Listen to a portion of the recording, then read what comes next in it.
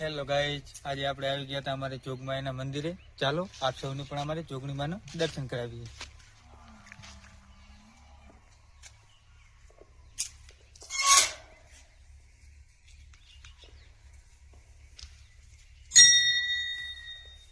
Hello guys, આ છે અમારે જોગમાયાનું મંદિર.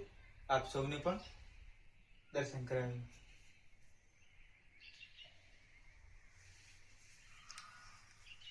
લાઈક કરો, ફોલો કરો અને સબસ્ક્રાઇબ કરો અને કોમેન્ટ કરવાનું ના ભૂલતા. જય માતાજી.